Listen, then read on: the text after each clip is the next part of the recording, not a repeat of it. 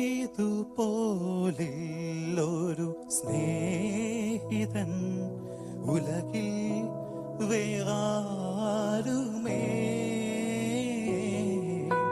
ഇതുപോലെന്നെ കരുതുന്നവൻ ഉലകിൽ വേറാരുമേ.